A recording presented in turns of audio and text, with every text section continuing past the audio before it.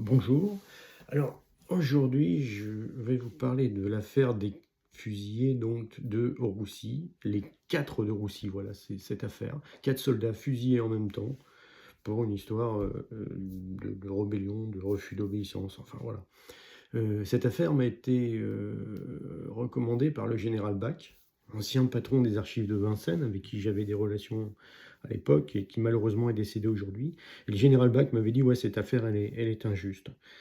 Alors, parmi ces 4 fusillés, il y a un Sartois, donc un homme qui originaire de mon département, la Sarthe, hein, et puis 3 camarades. Donc, le Sartois, c'était, Émile Lermenier, et il y a Balleux, Millot et Regout, ses camarades. Alors, pour la petite histoire, hein, moi j'ai obtenu donc l'inscription de Émile Lermenier sur le monument aux morts de sa commune d'Ivray-l'Évêque dans la Sarthe. Alors, qu'est-ce qui se passe? On est en 1916, hein, on est dans l'Aisne, et les combats sont violents. Donc le régiment auquel appartiennent ces 4 hommes est engagé, et à un moment donné, ordre est donné au régiment de revenir en arrière pour que les hommes récupèrent. Mais les résultats n'ayant pas plu à l'état-major décide à un moment donné de renvoyer tout de suite le régiment au combat, et avant de partir, il y a un mouvement de rébellion, il y a des hommes qui ne sont pas d'accord, il y a des hommes qui vont être un peu plus virulents que les autres, et notamment ces 4 soldats, Lermenier, Balleux, Millot et Regout. Ces 4 soldats vont être traduits devant un conseil de guerre, sans doute pour faire un exemple, hein, comme on le faisait.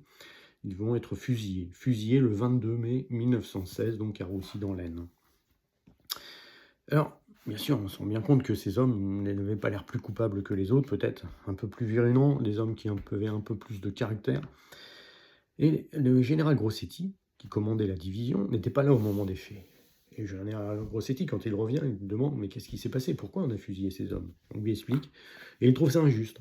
Et le général Grossetti décide de limoger les officiers qui ont commandé l'exécution. Mais les 4 de Roussy, aujourd'hui, n'ont toujours pas été réhabilités, alors qu'on a limogé les hommes qui avaient commandé leur exécution. Voilà, c'est donc une affaire assez intéressante, une affaire qui ressemble un peu à l'affaire des caporaux de soins, hein, une affaire bien connue. Mais donc ces hommes n'avaient pas une blanche maupas pour les défendre, et surtout pour obtenir leur réhabilitation. Aujourd'hui, le seul hommage qu'on leur a rendu, c'est une stèle à Roussy, dans l'Aisne. Alors si vous passez à Roussy, arrêtez-vous, regardez cette stèle, et vous y trouverez le nom de ces 4 malheureux.